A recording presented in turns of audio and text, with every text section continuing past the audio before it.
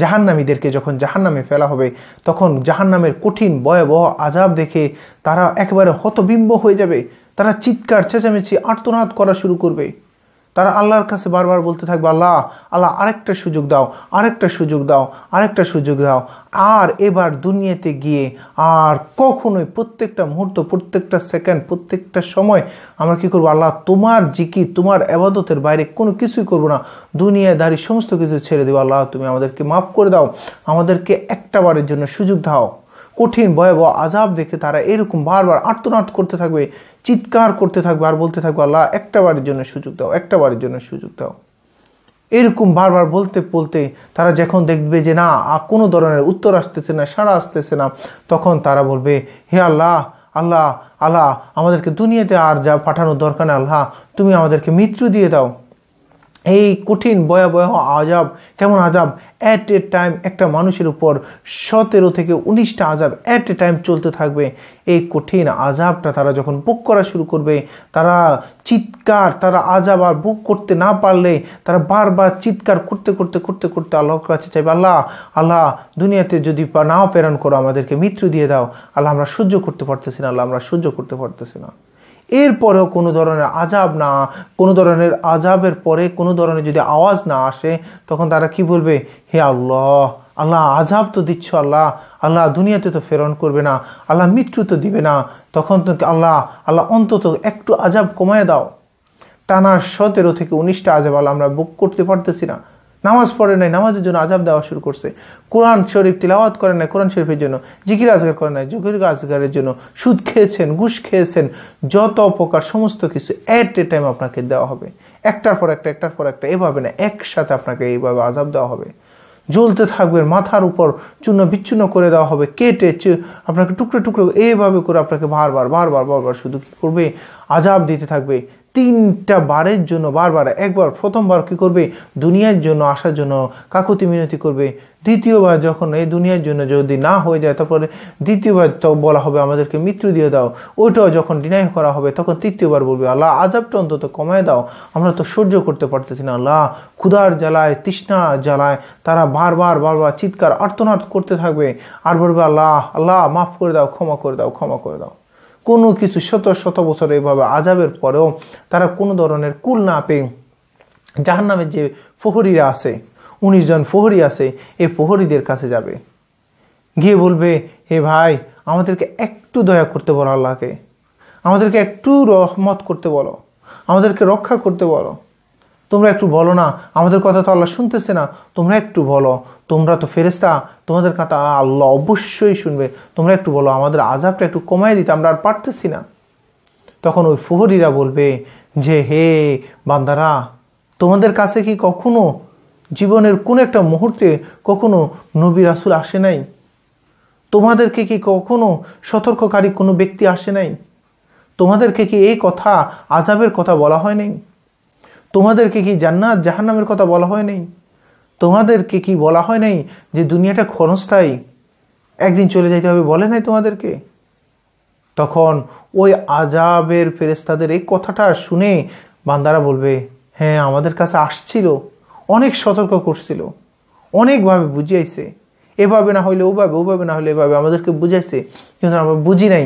আমরা মনে করছি দুনিয়ায় চাকচিক্যতা আমরা গা ভেসে দিয়েছি, আমরা মনে করছি খাওয়া দাওয়া ফুর্তি করো, দুনিয়াটা অনেক বড়, মস্ত বড়। আমরা মনে করছি আমরা তো একটা কাল পর আমরা শেষ হয়ে যাব, মাটির সাথে মিশিয়ে যাব।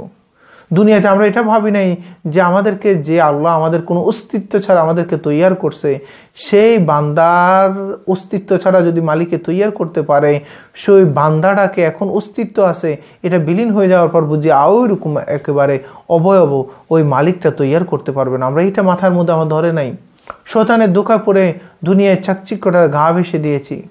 এই আযাবের কথা আমাদের স্মরণ হয় নাই। যখনই হয়তো মনে হইতো যে আল্লাহ মাফ করে দিবে, আল্লাহ মাফ করে দিবে, আরে সমস্যা নাই, দুনিয়াটা একটু আমোদ ফুর্তির সময়, এভাবে ভাবছি শুধু। তখন ফেরেশতারা বলবে, সতর্ককারীর কথা শুনো নাই, তোমরা এই জিনিসটাকে গা ভেসে দিয়েছো, যাও আজকে তো আর কিছু বলার নাই, যাও তোমরা আযাব ভোগ করো, আযাব ভোগ করো। তখন ও প্রহরীদের কথা শুনে আবার কি করবে, বান্দারা আবার চলে আসবে, আর কোনো নিস্তার না দেখে আবার চলে আসবে। আবার শত শত শত শত বছর যখন আযাব হবে, তারা আর সহ্য করতে পারতেছে না। জীবন যাবে যাবে যাবে কিন্তু যাচ্ছে না, মারা যাবে যাবে যাবে যাবে যাচ্ছে না, ক্ষুধায় একেবারে শেষ হয়ে যাবে কিন্তু হচ্ছে না। তখন তারা ওই প্রহরীদের, যিনি সর্দার, জাহান্নামের সর্দার মালিকের কাছে যাবে। মালিকের কাছে গিয়ে বলবে, হে মালিক, তুমি তো আল্লাহর অনেক কাছের ফেরেশতা, তুমি তো সমস্ত ফেরেশতাদের, এই জাহান্নামের ফেরেশতাদের সর্দার, তুমি একটু বলো না যে আমাদের আযাবটা একটু কমায় দিতে, অথবা আমাদেরকে শেষ করে দিতে, আমরা আর পারতেছি না, কঠিন অবস্থায় আমাদের দ্বারা আর সহ্য হচ্ছে না, আমরা একেবারে পারতেছি না। তখন মালিক যে চেয়ারের মধ্যে, যে সিংহাসনের মধ্যে বসে থাকবে, ওই সিংহাসনের মধ্যে একদিকে ঝুঁকে 1000 বছর পর্যন্ত সে বসে, তাদের দিকে বসে একেবারে হেলান দিয়ে বসে থাকবে। 1000 বছর পর্যন্ত তার মুখের মধ্যে কোনো কথাই আসবে না, এভাবে হেলান দিয়ে বসে, এভাবে বসে থাকবে। 1000 বছর পরে ওই বান্দাদের দিকে তাকিয়ে সে বলবে যে যাও আযাব ভোগ করো, দুনিয়াতে মালিকের কথা শুনে নাও, এখন আযাব ভোগ করো। তখন আরো জাহান্নামী যারা, ওই বান্দাগুলা আরো রাগ উঠবে, কি 1000 বছর আমরা আযাব ভোগ করছি, ওই 1000 বছর আগে তো এই কথা বলে দিলে হইতো, 1000 বছর পর্যন্ত তুমি কোনো কথাই বলো নাই, কারণটা কি? তারা আযাব চলতেছে, আরো এই মালিকের কথা শুনে আরো তাদের রাগটা আরো বেড়ে যাবে, কিন্তু তখন তো কিছু করার থাকবে না। দুনিয়াতে হলে না কিল ঘুষি মেরে তাদেরকে উঠিয়ে দিতেন। হায় দুনিয়ার ক্ষমতা, চাকচিক্যতা, টাকা পয়সা, হায় হায় হায়, কি বুঝাচ্ছেন নিজেকে? কি যেন মনে করতেছেন, না আমার আর এই দিন শেষ, আর আমারে পায় কই না। মনে রাখবেন, একটা সময় আপনার হিসাব নেওয়া হবে। জাহান্নামে আপনার জন্য আছে, জান্নাত আছে, কি করতেছেন হিসাব নেওয়া হবে।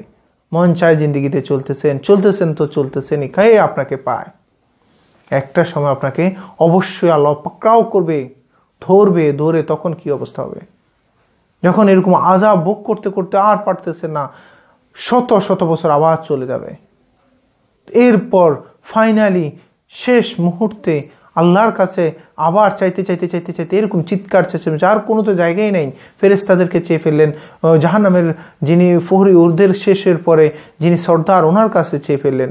এরপরে শেষ আল্লাহর কাছে শেষ পরিহাদ করবে, আল্লাহ আল্লাহ একটু রহমত করো, একটু দয়া করো, আর পারতেছি না গো মালিক, আল্লাহ গো আর পারতেছি না, আল্লাহ হয় মেরে ফেলো, নাহলে আমাদেরকে আযাবটা থেকে আমাদেরকে নিস্তার দাও, আল্লাহ আল্লাহ আর আযাব ভোগ করতে পারতেছি না গো আল্লাহ। কি কঠিন অবস্থাটা হবে ওই অবস্থা। আল্লাহর তখন আল্লাহ পাক বলছে, আমি দুনিয়াতে রহমান রহিম, আমি যারা আমাকে ডাকে তাদেরকেও খাওয়াই, যারা আমাকে ডাকে না তাদেরকেও খাওয়াই, যারা আমার সাথে নাফরমানি করে তাদেরকেও খাওয়াই, তাদেরকেও চালাই, তাদেরকেও সুখে রাখি, তাদেরকেও ভালো রাখি, তাদের কোনো একটা নিয়ামত আমি বন্ধ করে দিই না। তারা চোখে দেখতেছে, চোখ বন্ধ করে দিই না। তারা নিঃশ্বাস নিচ্ছে, নিঃশ্বাসের বন্ধ করে দিই না। তারা কানে শুনতেছে, কানের আমি বন্ধ করে দিই না। তারা হাত চালাইতেছে, এই হাতটা আমি লুলা করে দিই না, হাতটা আমি অবশ করে দিই না। পায়ে চলতেছে, পা আমি বন্ধ করে দিই না।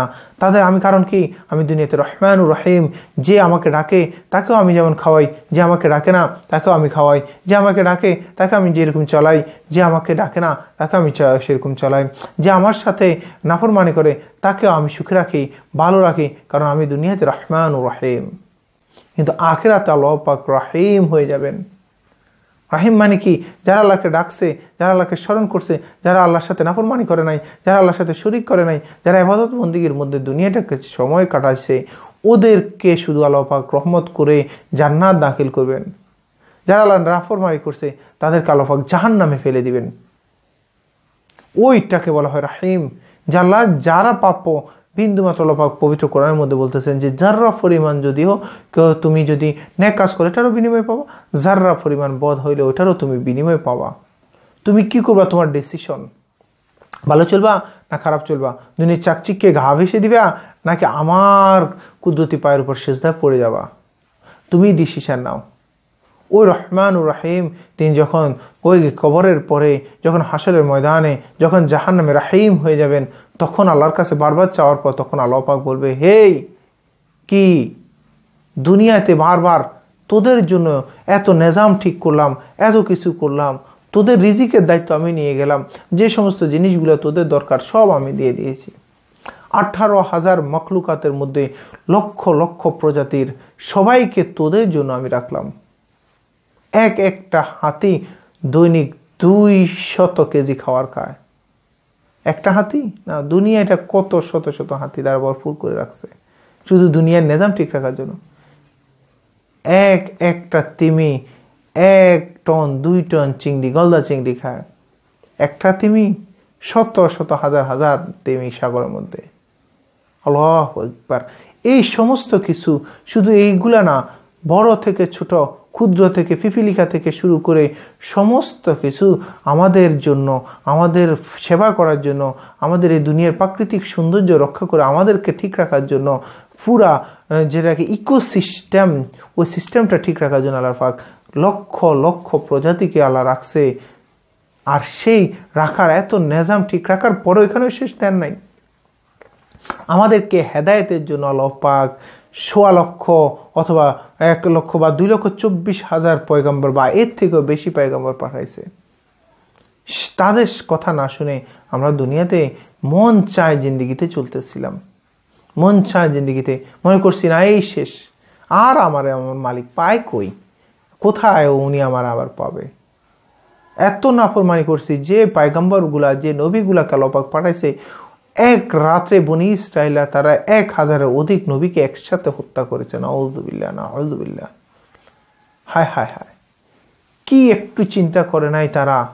তখন আল্লাহ পাক বলবে, দুনিয়াতে তোদের জন্য সমস্ত কিছু সৃষ্টি করলাম, আর সে তোরা আমার নাফরমানি করলি, আজ তোদের দিকে আমি তাকাবই না, যা তোরা চুপ থাক, শুধু আযাব ভোগ কর, কোনো কথা বলবি না, চুপ থাক, শুধু আযাব ভোগ কর। এই কথা বলার সাথে সাথে সবাই নিস্তব্ধ হয়ে যাবে, নিঃশেষ হবে না, শুধু নিস্তব্ধ নিশ্চুপ হয়ে যাবে।